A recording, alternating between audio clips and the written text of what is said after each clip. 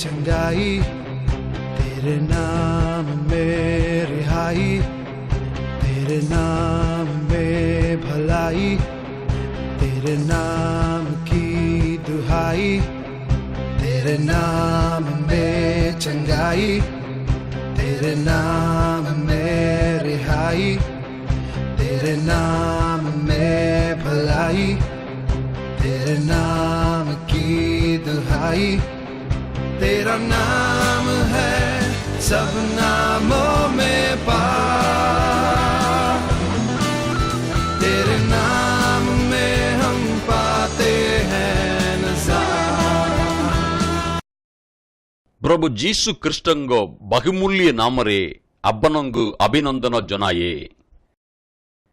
मो प्रिय लोकमाने, আজি জগତ୍ର ଲୋକମାନେ ଯାହା ଇଚ୍ଛା କରନ୍ତି ତାହା ପାଇବା ପାଇଁ ଆଶା ଏବଂ ଭରସା ରଖନ୍ତି। ବ୍ୟବସାୟ କରୁଥିବା ଲୋକମାନେ, ସରକାରୀ କାମ କରୁଥିବା ଲୋକମାନେ, ଅଧିକାରୀମାନେ ଏବଂ ଈଶ୍ୱରଙ୍କ ପଥରେ ଥିବା ଲୋକମାନେ ମଧ୍ୟ ସେମାନେ ଯାହା ଇଚ୍ଛା କରନ୍ତି ତାହା ପ୍ରାପ୍ତ ହେବା ପାଇଁ ଏକ ଆଶା ଏବଂ ଭରସା ରଖିଥାନ୍ତି। କିନ୍ତୁ ଏହି ବିଷୟରେ ପ୍ରଭୁ ଯୀଶୁ ଖ୍ରୀଷ୍ଟ କଣ କହୁଛନ୍ତି ତାହା ଆଜି ଆମେ ଚିନ୍ତା କରିବା।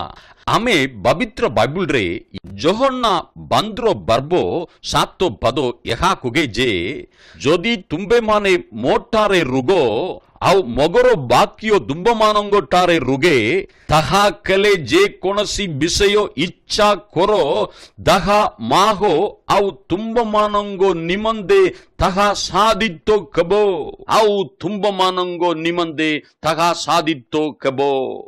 ଦେଖନ୍ତୁ, ଏହିଠାରେ ରହସ୍ୟ ରହିଅଛି। ଏହି ରହସ୍ୟ ବୁଝିଥିବା ଲୋକ ଅଧିକମ।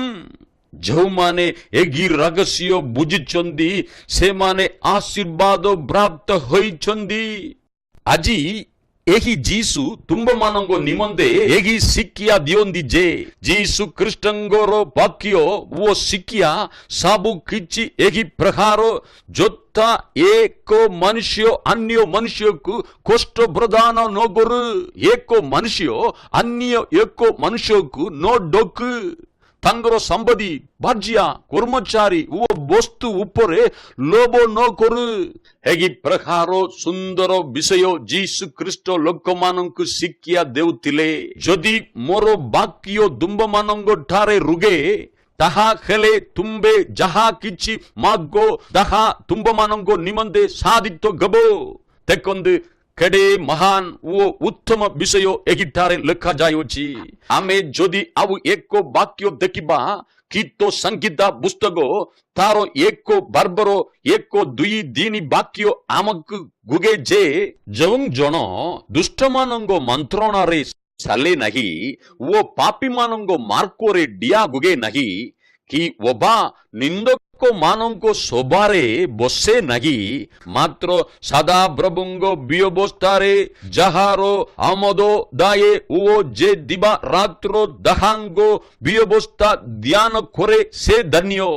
ସେହି ଲୋକ ବିଷୟରେ ଏହି ବାକ୍ୟ ଲେଖାଯାଇଅଛି ଯେ ଯେଉଁ ବୃକ୍ଷୀୟ ଜଳ ସ୍ରୋତ ନିକଟରେ ରୋପିତ, ଯାହାର ପତ୍ର ହିଁ ମଳିନ ହୁଏ ନାହିଁ, ଏହି ପ୍ରକାର ବୃକ୍ଷ ସଦୃଶ୍ୟ ସେ ହେବ, ପୁଣି ସେ ଯାହା କରେ ତାହା ସଫଳ ହେବ। ଦେଖନ୍ତୁ, କେଡ଼େ ସହଜ ବାକ୍ୟ, କିନ୍ତୁ ଅଦ୍ଭୁତ ବାକ୍ୟ ବୁଝିବାକୁ ସହଜ, କିନ୍ତୁ ଏହି ବାକ୍ୟ ଆପଣଙ୍କୁ ଆଶୀର୍ବାଦ ଓ ଶାନ୍ତି ପ୍ରଦାନ କରିବ। ଦେଖନ୍ତୁ, ଏକ ମନୁଷ୍ୟ ଦୁଷ୍ଟ ଲୋକଙ୍କର ମନ୍ତ୍ରଣାରେ ଚାଲିବା ଉଚିତ ନୁହେଁ କି ଅବା ସୋରମାନଙ୍କ ସହିତ ସମ୍ପର୍କ ରଖିବା ଉଚିତ ନୁହେଁ। ଖରାପ ସଙ୍ଗତିରେ କାହାଙ୍ଗି ପଡ଼ିବା, ମନ୍ଦ ସ୍ତ୍ରୀମାନଙ୍କ ସହିତ କାହାଙ୍ଗି ସମ୍ପର୍କ ରଖିବା, ପାପୀମାନଙ୍କ ମାର୍ଗରେ ଠିଆହୁଅନି।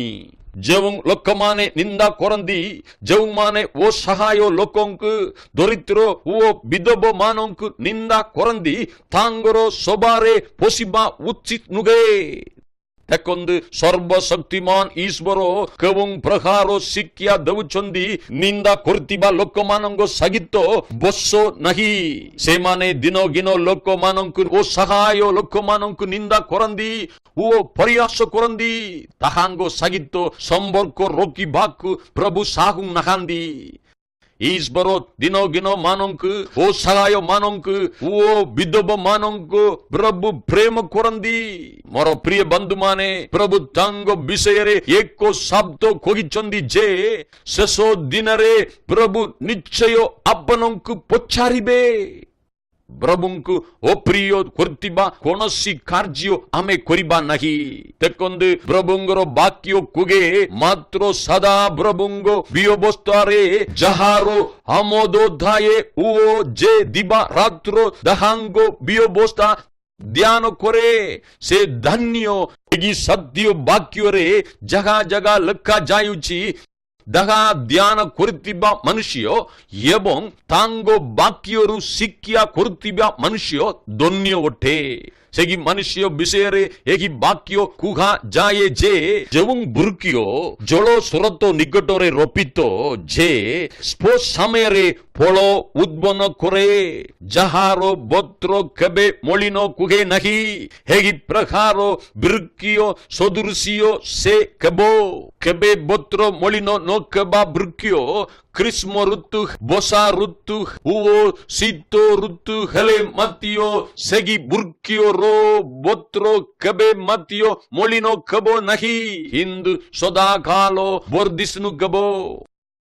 ଯେଉଁ ଲୋକ ଈଶ୍ୱରଙ୍କର ବାକ୍ୟ ଦିବା ରାତ୍ର ଧ୍ୟାନ କରେ ସେହି ମନୁଷ୍ୟ ଜଳ ସ୍ରୋତ ନିକଟରେ ରୋପିତ ବୃକ୍ଷ ତୁଲ୍ୟ ହେବ। ସେ ଯେ କୌଣସି ଦିଗରେ ଗଲେ ମଧ୍ୟ ଆଶୀର୍ବାଦ ଓ ଆନନ୍ଦ ପ୍ରାପ୍ତ ହେବ। ପୁଣି ସେ ଯାହା କରେ ତାହା ସଫଳ ହେବ। ଯୋଶୁଆ ପୁସ୍ତକ ତାର 1:8 ବାକ୍ୟ କୁହେ ଯେ ଏଠାରେ ଈଶ୍ୱର ଯୋଶୁଆଙ୍କୁ ଆଶ୍ଚର୍ଯ୍ୟ ଭାବରେ ଏକ ବିଷୟ କହୁଛନ୍ତି। ଏହି ବ୍ୟବସ୍ଥା ପୁସ୍ତକ ତୁମ୍ଭ ମୁଖରୁ ବିଚଳିତ ନ ହେଉ, ମାତ୍ର ତୁମ୍ଭେ ତହିଁର ଲେଖା ଅନୁସାରେ ଶୁଣିବାକୁ ଓ ତାହା କରିବାକୁ ଧ୍ୟାନ କର। ତାହା କଲେ ତୁମ୍ଭେ ଆପଣା ପଥ ସଫଳ କରିବ। ଏହି ବାକ୍ୟରେ ଈଶ୍ୱର ଯୋଶୁଆଙ୍କୁ କହୁଛନ୍ତି ଯେ ଏହି ବ୍ୟବସ୍ଥା ପୁସ୍ତକ ତୁମ୍ଭ ମୁଖରୁ ବିଚଳିତ ନ ହେଉ, ମାତ୍ର ତୁମ୍ଭେ ତହିଁର ଲେଖା ଅନୁସାରେ ମାନିବାକୁ ଓ କରିବାକୁ ଥିବା ରାତ୍ର ତାହା ଧ୍ୟାନ କର। ତାହା କଲେ ତୁମ୍ଭେ ଆପଣା ପଥ ସଫଳ କରିବ। ଏଠାରେ ସଦାପ୍ରଭୁ ପରମେଶ୍ୱର ଯୋଶୁଆଙ୍କୁ ଶିକ୍ଷା ଦେଉଛନ୍ତି। ମୋଶା ପରି ଜଣେ ଉତ୍ତମ ପ୍ରଭୁଙ୍କ ଦାସଠାରୁ ଯୋଶୁଆଙ୍କୁ ଶିକ୍ଷା ଦିଆଯାଉଛି। ଲୋକମାନଙ୍କ ଆଗରେ ଈଶ୍ୱର ଯୋଶୁଆଙ୍କୁ ମନୋନୀତ ଦାସ ରୂପେ ଠିଆ କଲେ। ଈଶ୍ୱର ତାଙ୍କୁ କହିଲେ, ତୁମ୍ଭେ ବିଚଳିତ ହୋନି, କାରଣ ନେତୃତ୍ୱ ନେବା ଏକ ଛୋଟ କାର୍ଯ୍ୟ ନୁହେଁ, କିନ୍ତୁ ତାହା ଏକ ମହାନ କାର୍ଯ୍ୟ। ନେତା ହେବା କୌଣସି ସାଧାରଣ କାର୍ଯ୍ୟ ନୁହେଁ, କାରଣ ଯୋଶୁଆ 30 ଲକ୍ଷ ଏବଂ ଉର୍ଦ୍ଧ୍ୱ ଲୋକମାନଙ୍କର ନେତା ଥିଲେ ଏବଂ ବିରୋଧ କରୁଥିବା ଲୋକ ଓ ରାଜମାନଙ୍କର ନେତୃତ୍ୱ ଯୋଶୁଆଙ୍କର ଥିଲା। ସେହି ଲୋକମାନଙ୍କୁ ଖାଦ୍ୟ ପ୍ରଦାନ କରିବା ଏବଂ ସେମାନଙ୍କୁ ଶାନ୍ତିରେ ବାସ କରିବା ନିମନ୍ତେ ତାଙ୍କୁ ଏକ ଉତ୍ତମ ବତାରେ କଢାଇ ନେବା ମଧ୍ୟ ଯୋଶୁଆଙ୍କର କର୍ତ୍ତବ୍ୟ ଥିଲା। ତେଣୁକରି ଈଶ୍ୱର ତାଙ୍କୁ କହିଲେ, ବିଚଳିତ ହୁଅ ନାହିଁ, ମାତ୍ର ଧୈର୍ଯ୍ୟ ଧର। କିନ୍ତୁ ସେଠାରେ ସବୁଠାରୁ ମୁଖ୍ୟ ବିଷୟ ସଦାପ୍ରଭୁ କୁହନ୍ତି ଯେ ଏହି ବ୍ୟବସ୍ଥା ପୁସ୍ତକକୁ ଦିବା ରାତ୍ର ଧ୍ୟାନ କର। ଏଠାରେ ଯାହା ଯାହା ଲେଖାଯାଇଛି ତାହାକୁ ଯଦି ତୁମେ ମାନିବ ଏବଂ ଏହି ବ୍ୟବସ୍ଥା ପୁସ୍ତକକୁ ତୁମେ ଯଦି ଦିବା ରାତ୍ର ଧ୍ୟାନ କରିବ, ତୁମ୍ଭେ ତୁମର ବୋଧା ସବୁ ସଫଳ କରିବ। ଏହା ଏହି ବାକ୍ୟରେ ଲେଖାଯାଇଛି ଏବଂ ଏହା ମଧ୍ୟ ଲେଖାଯାଇଛି ଯେ ତୁମ୍ଭେ କୁଶଳ ପ୍ରାପ୍ତ ହେବ। ତେଣୁକରି ଆପଣ ଚିନ୍ତା କରନ୍ତୁନି। ଯେଉଁ ଲୋକମାନେ ଏହି ପଥରେ ଚାଲନ୍ତି ସେମାନେ ପରାଜୟ କେବେ ମଧ୍ୟ କୁହନ୍ତିନି। ଏହି ରହସ୍ୟ ଅନୁସାରେ ଯେ କେହି ମାନେ ଏହି ରହସ୍ୟକୁ ଯେ କେହି ବି ମାନେ ଛୋଟ ହୁଅନ୍ତୁ କି ବଡ଼ ହୁଅନ୍ତୁ, ଦାସ ହୁଅନ୍ତୁ କି ରାଜା ହୁଅନ୍ତୁ, ରାଜ୍ୟ ବହୁ ଲୋକ ହୁଅନ୍ତୁ କି କର୍ମଚାରୀ ହୁଅନ୍ତୁ, ସେ କିଏ ହୋଇଥିଲେ ମଧ୍ୟ ଏହି ରହସ୍ୟକୁ ମାନୁଥିବା ସମସ୍ତେ ବିଜୟ ଲାଭ କରିବେ। ଆମେ ଧ୍ୟାନ ସହିତ ଏହି ବାକ୍ୟରେ ଦେଖିବା, ସଦାପ୍ରଭୁ କହୁଛନ୍ତି ଯହୋଶୁଆଙ୍କୁ, ତୁମ୍ଭେ ତୁମର ପଥ ସବୁ ସଫଳ କରିବ। ଆପଣଙ୍କର ବତ ଓ ମଗର ବତ ଫଳ କରିବାର କର୍ତ୍ତବ୍ୟ ଆପଣଙ୍କର ଏବଂ ମୋର ଅଟେ। ତେଣୁକରି ବାକ୍ୟ କୁହେ ଯେ ତୁମ୍ଭେ ଆପଣା ବତକୁ ସଫଳ କରିବ ଓ କୌଶଳ ପ୍ରାପ୍ତ ହେବ। ଆମେ ବତକୁ ସଫଳ କରିବାରେ କର୍ତ୍ତବ୍ୟ ଆମରି ଅଟେ। ଦେଖନ୍ତୁ, ସେ କର୍ତ୍ତବ୍ୟ ଆମ୍ଭମାନଙ୍କର ଅଟେ। ତେଣୁକରି ଈଶ୍ୱର କହୁଛନ୍ତି ଯେ ତୁମ୍ଭେ ତୁମ୍ଭର ବଥକୁ ସଫଳ କରିବ। କିନ୍ତୁ ଯେତେବେଳେ ଆମେ ତାହାଙ୍କର ଶାସ୍ତ୍ରକୁ ଦିନ ରାତ୍ରି ଧ୍ୟାନ କରୁ ଏବଂ ତାଙ୍କ ବାକ୍ୟକୁ ଆମର ମୁଗରୁ ବିଚଳିତ ନ କରୁ, ସେହି ସମୟରେ ଆମେ କୁଶଳ ଅର୍ଜନ କରିବା। ମୋର ପ୍ରିୟ ବନ୍ଧୁମାନେ, ଆମ୍ଭେ ଆମର ଏହି କାର୍ଯ୍ୟକୁ ସଫଳ କରୁଛି, ସେଥି ସକାଶେ ଆମର ଇଆଡେ କି ସିଆଡେ ଦୌଡ଼ିବା ଦରକାର ନାହିଁ। ଆପଣ ଆପଣଙ୍କର ବତାକୁ ସଫଳ କରିପାରିବେ। ଯହୋଶୁଆଙ୍କୁ କହୁଛନ୍ତି ଯେ ତୁମ୍ଭେ ଯେତେବେଳେ ଏହି କାର୍ଯ୍ୟ ଧ୍ୟାନ ସହିତ କରିବ। ଆମେ ଦେଖିବା ଯହୋଶୁଆ 1:5 ବାକ୍ୟରେ କହୁଛନ୍ତି ଯେ ତୁମ୍ଭର ଯାବ ଜୀବନ ତୁମ୍ଭ ସମ୍ମୁଖରେ କେହି ଠିଆ ହୋଇପାରିବେ ନାହିଁ। ଆମ୍ଭେ ଯେପରି ମୋଶା ସାଙ୍ଗରେ ଥିଲୁ ସେହିପରି ଆମ୍ଭେ ତୁମେ ସାଙ୍ଗରେ ଥିବା। ଆମ୍ଭେ ତୁମ ପ୍ରତି ନିରସ୍ତ ହେବା ନାହିଁ କି ତୁମକୁ ଦ୍ୟାହ କରିବା ନାହିଁ। ପ୍ରିୟ ଲୋକମାନେ, ଆପଣମାନେ ଯେତେବେଳେ ଯୀଶୁଙ୍କୁ ଓ ତାଙ୍କର ବାକ୍ୟକୁ ମାନିବେ, ତାହା କେଲେ ଦେଖନ୍ତୁ କଣ ଘଟିବ, ଯାହାକି ଅତ୍ୟନ୍ତ ଆଶ୍ଚର୍ଯ୍ୟମୟ ବିଷୟ। ଆପଣ କେବେ ମଧ୍ୟ ପରାଜୟ କେବେ ନାହିଁ। ଆପଣ କେବେ ମଧ୍ୟ ଟଳି ପଡ଼ିବେ ନାହିଁ ଓ ଆପଣ କେବେ ମଧ୍ୟ ଅଭିଶାପରେ ପଡ଼ିବେ ନାହିଁ। ଆପଣଙ୍କର ସମ୍ପୂର୍ଣ୍ଣ ଜୀବନରେ କୌଣସି ଲୋକ ଆପଣଙ୍କର ବିରୁଦ୍ଧରେ ଠିଆ ହୋଇପାରିବନି। ଦେଖନ୍ତୁ, କେଡ଼େ ଆଶ୍ଚର୍ଯ୍ୟମୟ ବାକ୍ୟ ଏଠାରେ ଲେଖାଯାଇଅଛି। କେଡ଼େ ଆଶ୍ଚର୍ଯ୍ୟ ବିଷୟ। କେହି ଆପଣଙ୍କ ସମ୍ମୁଖରେ ଠିଆ ହୋଇପାରିବ ନାହିଁ। ଅର୍ଥହୀନତା, ରୋଗ, ଦୁଃଖ, ପୀଡ଼ା, କୌଣସି ବିଷୟ ଆପଣଙ୍କର ଆଗରେ ଠିଆ ହୋଇପାରିବ ନାହିଁ। ମୋ ପ୍ରିୟ ଲୋକମାନେ, ଏହି ପ୍ରଭୁ ଯୀଶୁ ଖ୍ରୀଷ୍ଟ ଏହି ଉତ୍ତମ ବିଷୟ ଶିକ୍ଷା ଦେଉଛନ୍ତି। ତେବେ ଈଶ୍ୱରଙ୍କ ଅନୁଗ୍ରହ ପ୍ରାପ୍ତ ହୋଇନଥିବା ଲୋକ ଓ ଯେ ତାଙ୍କ ବାକ୍ୟ ଅନୁଗମନ କରୁନଥିବା ଏକ ମନୁଷ୍ୟଙ୍କ ବିଷୟରେ ଶିକ୍ଷା ଦିଅନ୍ତି, ଯାହାକି ଏକ ଦୃଷ୍ଟାନ୍ତ ଦ୍ୱାରା ଶିକ୍ଷା ଦିଅନ୍ତି, ଯାହା ଆମେ ଦେଖିବା ଲୁକ 15:11 ବାକ୍ୟରୁ 32 ବାକ୍ୟ ପର୍ଯ୍ୟନ୍ତ। ଯଦି ଦେଖିବା, ଜଣେ ବ୍ୟକ୍ତିଙ୍କର 2 ପୁତ୍ର ଥିଲେ।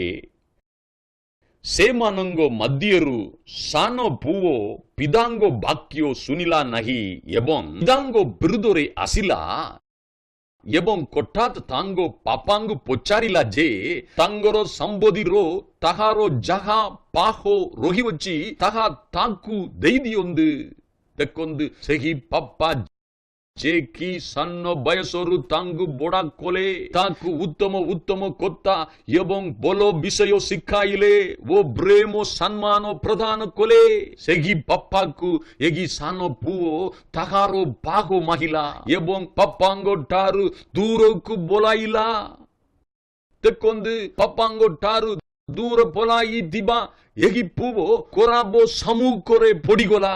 ସେ ନିନ୍ଦା ଏବଂ ଦୁରାଶାରୀ କରୁଥିବା ଲୋକଙ୍କ ବନ୍ଧନରେ ବଢି ଯାଇଥିଲା। ସେ ମୂର୍ଖାମି କଲା ଏବଂ ତାର ସବୁ କିଛି ସମ୍ପତ୍ତି ଉଡେଇଥିଲା ଏବଂ ସବୁ କିଛି ନଷ୍ଟ କରିଥିଲା। ଏବେ ଦେଶରେ ମହା ଦୁର୍ଭିକ୍ଷ ଆସିଅଛି। ସେ କଣ କରିବ ଏହା ସେ ଜାଣିପାରିଲା ନାହିଁ ଓ ଶେଷରେ ସେ କୁଶରୀ ମାନଙ୍କୁ ସରାଉ ଦିବା କୋଟିଏ ଲୋକଙ୍କ ନିକଟରେ ଆଶ୍ରୟ ନେଲା। କିନ୍ତୁ ସେ ଦେଶରେ ଏଡେ ମହାନ ଦୁର୍ଭିକ୍ଷ ଦିଲା ଯେ ଘୁଷୁରୀ ମାନେ ଗାଉଥିବା ଗୀନ ମଧ୍ୟ ତାଙ୍କୁ ଦିଆ କଲା ନାହିଁ। ଏହି ପ୍ରକାର ବାକ୍ୟରେ ଲେଖାଯାଇଅଛି, ଏହି ପୁଅ ଦୁର୍ଭିକ୍ଷରେ ଦୁଃଖ ଓ କଷ୍ଟରେ ବନ୍ଦନାରେ ବଢି ଯାଇଥିଲା। ଏକ ଉତ୍ତମ ପିତା ସହିତ ବାସ କରୁଥିବା ଏହି ପୁଅ ସେକି ବାପା ଯେକି ଇଚ୍ଛା କରୁଥିଲେ ଯେ ମୋ ପୁଅ ବଡ ହେବ, ତା ପାଇଁ ଅନେକ ଲକ୍ଷ୍ୟ ଯୋଜନା ଏହି ବାପା ରଖିଥିଲେ। ଯଦି ସେକି ପୁଅ ତା ବାପାଙ୍କ ପାଖରେ ରହିଥାନ୍ତା ସେ ନିଶ୍ଚୟ ଆଶୀର୍ବାଦ ପ୍ରାପ୍ତ ହୋଇଥାନ୍ତା। କିନ୍ତୁ ସେକି ପୁଅ ଯେକି ପିତାଙ୍କ ବାକ୍ୟ ଶୁଣିଲା ନାହିଁ ଓ ତାଙ୍କ ଆଜ୍ଞା ମାନିଲା ନାହିଁ, ସେକି ପୁଅ ଆଜି ଦୁଃଖ କଷ୍ଟ ପୀଡ଼ା ଏବଂ ସବୁ ପ୍ରକାର ଶ୍ରାପେ ଓ ପାପର ବନ୍ଧନରେ ବଢି ଯାଇଅଛି ଏବଂ ତାଙ୍କୁ କେହି ଦେଖୁ ନାହାନ୍ତି। ଦେଖନ୍ତୁ କେଡ଼େ ଦୟନୀୟ ଅବସ୍ଥା, କେଡ଼େ ଦୟନୀୟ ଅବସ୍ଥା। ତେଣୁକରି ପ୍ରଭୁଙ୍କର ବାକ୍ୟ କୁହେ ଯେ ଯେଉଁ ମନୁଷ୍ୟ ତାହାଙ୍କ ବାକ୍ୟକୁ ଦିବା ରାତ୍ର ଧ୍ୟାନ କରେ ଓ ତାହାଙ୍କର ବାକ୍ୟକୁ ଯେଉଁ ମନୁଷ୍ୟ ଅନୁସରଣ କରେ ସେହି ମନୁଷ୍ୟ ଧନ୍ୟ ଅଟେ। ଏହି ପ୍ରକାର ବାକ୍ୟ କୁହେ ଯେ ମୋ ପ୍ରିୟ ଲୋକମାନେ, ବାକ୍ୟ ସହଜ କିନ୍ତୁ ସେହି ବାକ୍ୟରେ ଗଭୀର ଅର୍ଥ ଅଛି। ଜଳ ସ୍ରୋତ ନିକଟରେ ରୋପିତ ହୋଇଥିବା ବୃକ୍ଷ ଘୋରି ଏହି ମନୁଷ୍ୟ ଉତ୍ତମ ଏବଂ ବଳବାନ ହେବ। ସେ ଯାହା କରିବ ସେଥିରେ ସେ ବିଜୟ ଲାଭ କରିବ। ଦେଖନ୍ତୁ ଏହି ପ୍ରକାର ମନୁଷ୍ୟ ଶୁଭ ସମୟରେ ବଳ ଉଦ୍ଭନ କରିବ। ଯୋଦ୍ଧା ସମୟରେ ତାହାର ସନ୍ତାନ ମାନଙ୍କ ପାଇଁ ଯାହା ଦରକାର ସେହି ମନୁଷ୍ୟ ତାହା କରିବ। ସଂସାର ପାଇଁ ନିଜ ପରିଜନ ମାନଙ୍କ ପାଇଁ ଯାହା ଯାହା କରିବା ଆବଶ୍ୟକ ସେ ଯୋଦ୍ଧା ସମୟରେ କରିବ। ଦେଖନ୍ତୁ କେଡ଼େ ଉତ୍ତମ ଶବ୍ଦ ବାକ୍ୟରେ ଲେଖାଯାଇଅଛି।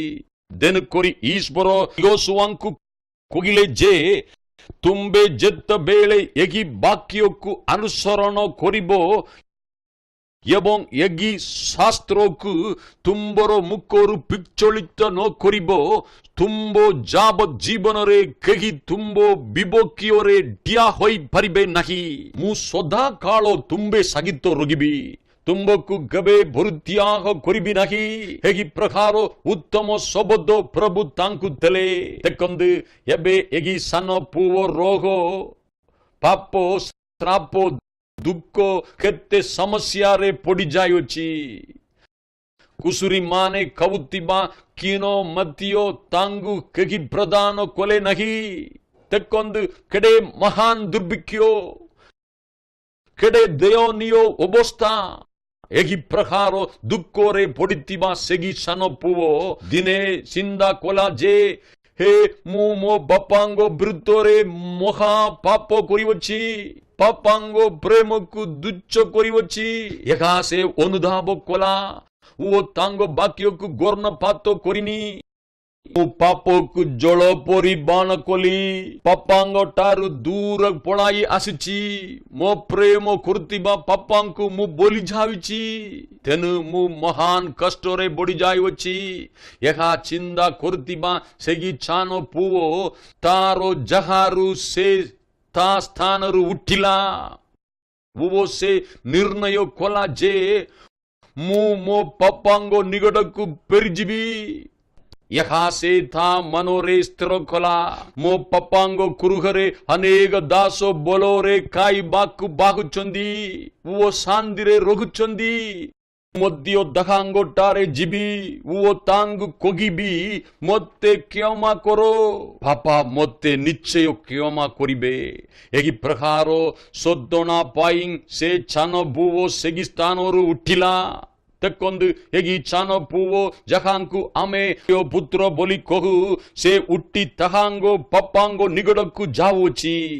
ଦୁର୍ଗନ୍ଧ ଓ ଅଚିରେ ପୂର୍ଣ୍ଣ ହୋଇଥିବା ସେହି ପୁଅଙ୍କୁ ଦୂରରେ ଯେତେବେଳେ ତାଙ୍କ ବାପା ଦୂରରେ ଦେଖିଲେ, ବାପା ତାଙ୍କ ପୁଅ ନିକଟକୁ ଦୌଡ଼ି ଦୌଡ଼ି ଗଲେ ଏବଂ ତାଙ୍କୁ ଆଲିଙ୍ଗନ କଲେ, ଚୁମ୍ବନ ଦେଲେ, ତାର ସ୍ୱାସ୍ଥ୍ୟ ପାଇଁ ମୁଦ୍ରିକା ଦେଲେ ଓ ତାର ଦେହ ପାଇଁ ଭଲ ବସ୍ତ୍ର ଆଣିବା ପାଇଁ ଆଦେଶ ଦେଲେ ଏବଂ ତାଙ୍କୁ ପୁନର୍ବାର ଗ୍ରହଣ କଲେ। ମୋର ପ୍ରିୟ ବନ୍ଧୁମାନେ, ଆଜି ଆପଣମାନେ ମଧ୍ୟ ଅନେକ ଦୁଃଖ, କଷ୍ଟ, ପୀଡ଼ା, ରୋଗ, ଆଶାହୀନତା, ଦୁର୍ଭିକ୍ଷ ଓ ଅନେକ ସମସ୍ୟାରେ ପଡ଼ିଥାଇପାରନ୍ତି। ଆପଣ ପୁନର୍ବାର ଦେଖନ୍ତୁ, କଣ ଆପଣ ଆପଣଙ୍କର ବାପାଙ୍କୁ ଛାଡ଼ିଛନ୍ତି କି? ତାଙ୍କ ବାକ୍ୟ ଅନୁସରଣ କରୁନଥିବା ଦ୍ୱାରା ଆପଣ କଣ ଶ୍ରାପ ଓ ପାପ ଦ୍ୱାରା ବନ୍ଦନାରେ ବଢି ଯାଇଛନ୍ତି କି? କଣ ଆପଣଙ୍କର କଷ୍ଟ ଆପଣଙ୍କୁ ଜାଡ଼ି ଯାଉନି କି? ପୁନର୍ବାର ଆପଣଙ୍କ ଜୀବନକୁ ଦେଖନ୍ତୁ, କଣ କୌଣସି କର୍ତ୍ତବ୍ୟକୁ ଆପଣ ଛାଡ଼ି ଦେଇଛନ୍ତି କି?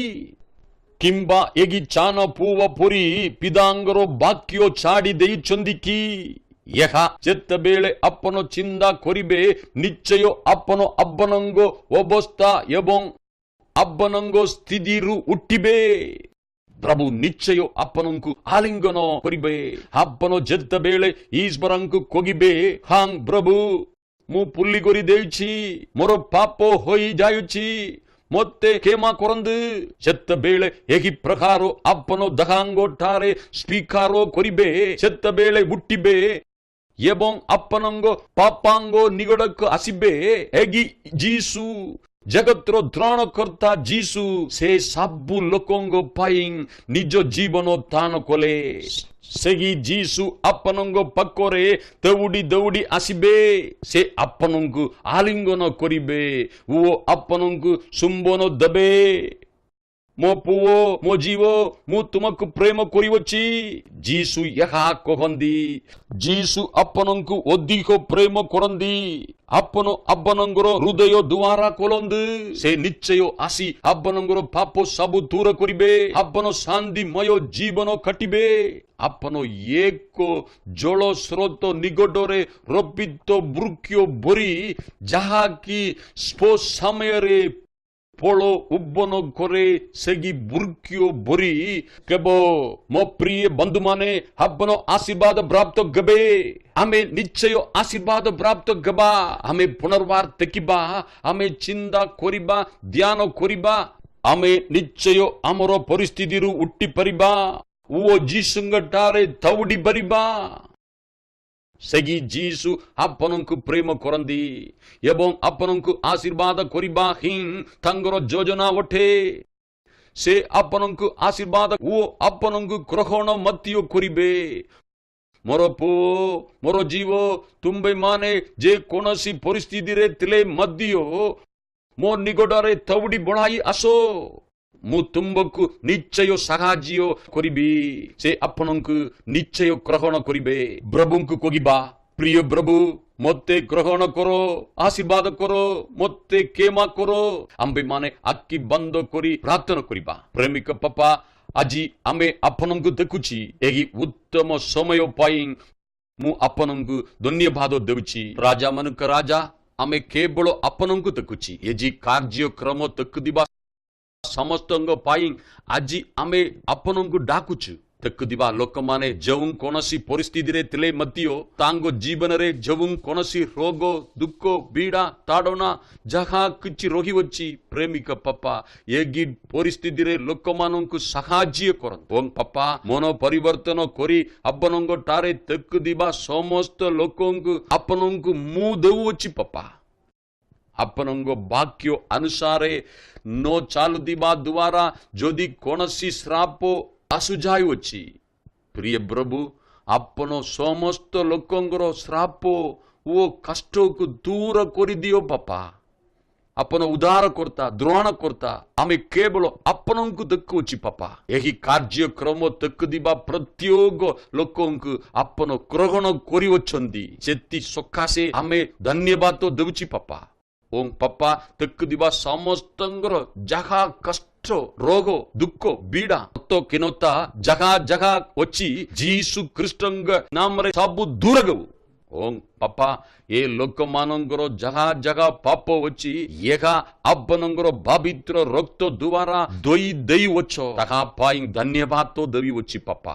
ଏମାନଙ୍କର ଯାହା ଦୁଃଖ, କଷ୍ଟ, ରୋଗ, ପୀଡ଼ା ରହିଅଛି, ତାହା ସବୁ ଦୂର କରି ସମସ୍ତଙ୍କୁ ଆଶୀର୍ବାଦ କରନ୍ତୁ। ସେମାନେ ଯାହା ଯାହା ଚାକିରି ଓ ବ୍ୟବସାୟ କରୁଛନ୍ତି, ତାହାଙ୍କୁ ଆଶୀର୍ବାଦ କରନ୍ତୁ ବାପା। ଆପଣଙ୍କୁ ଯେଉଁ ମୁଖ ଅନ୍ୱେଷଣ କରେ, ସେ କେବେ ବି ଲଜ୍ଜିତ ହୁଏ ନାହିଁ। ଆଜି କେବଳ ଆମେ ଆପଣଙ୍କ ମୁଖକୁ ଅନ୍ୱେଷଣ କରୁଅଛି ବାପା। ଏହି ପ୍ରାର୍ଥନା ଯୀଶୁ ଖ୍ରୀଷ୍ଟଙ୍କ ପବିତ୍ର ନାମରେ ମାଗିଲୁ ପିତା, ଆମେନ୍, ଆମେନ୍। ମୋ ପ୍ରିୟ ଲୋକମାନେ, ପ୍ରଭୁଙ୍କ ବାକ୍ୟ ଅନୁସାରେ ଚାଲିଥିବା ଲୋକମାନେ ଭାଗ୍ୟବାନ ଏବଂ ଧନ୍ୟ। ଦେଖନ୍ତୁ, ଏହି ପ୍ରକାର ଈଶ୍ୱରଙ୍କୁ ଅନ୍ୱେଷଣ କରୁଥିବା ଏବଂ ଉତ୍ତମ କାର୍ଯ୍ୟ କରୁଥିବା ଲୋକମାନେ ଧନ୍ୟ ଅଟନ୍ତି। ଏହା ବାକ୍ୟ କୁହେ, ଏହି ବାକ୍ୟରେ ଲେଖାଯାଇଅଛି ଯେ ଯଦି ଆପଣ ଉତ୍ତମ କାର୍ଯ୍ୟ କରିବେ, ଆପଣଙ୍କ ବିରୁଦ୍ଧରେ କିଏ ଠିଆ ହୋଇପାରିବ? ଏହା ବାକ୍ୟରେ ଶୁଦ୍ଧ ଭାବରେ ଲେଖାଯାଇଅଛି, ଏହି ପ୍ରକାର କରୁଥିବା ମନୁଷ୍ୟ ବିଜୟ ଲାଭ କରେ। ସେ ଯାହା ଯାହା ପରେ ତାହା ସବଳ କୁହେ ଏବଂ ସେ ଧନ୍ୟ। ଏହା ମଧ୍ୟ ପ୍ରଭୁଙ୍କ ବାକ୍ୟରେ ଲେଖାଯାଇଅଛି। ଆଜି ଏହି ବାକ୍ୟ ଶୁଣିଥିବା ମୋ ପ୍ରିୟ ବନ୍ଧୁମାନେ, ଆପଣ ଆଜି ଆଶୀର୍ବାଦ ପ୍ରାପ୍ତ ହୋଇଅଛନ୍ତି। ଅନେକ ନ ଶୁଣିଥିବା ଏହି ମହାନ ବାକ୍ୟ ଆଜି ଆପଣ ଶୁଣିଅଛନ୍ତି, କିନ୍ତୁ ଜୀବିତ ପରମେଶ୍ୱରଙ୍କ ବାକ୍ୟ ଅଟେ। ଏହି ବାକ୍ୟ ଆପଣଙ୍କୁ ଉଚ୍ଚ କରିବ। ଏହି ବାକ୍ୟ ଆପଣଙ୍କୁ ଆଶୀର୍ବାଦ ପ୍ରଦାନ କରିବ।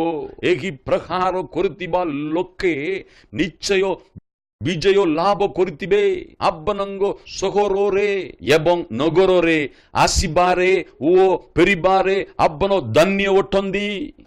କୌଣସି ପୁଣି ତନ୍ତ୍ର ମନ୍ତ୍ର ଆଉ କୌଣସି ଶତ୍ରୁର କାର୍ଯ୍ୟ ମଧ୍ୟ କିଛି ଆପଣଙ୍କ ବିରୁଦ୍ଧରେ ଠିଆ ହୋଇପାରିବ ନାହିଁ।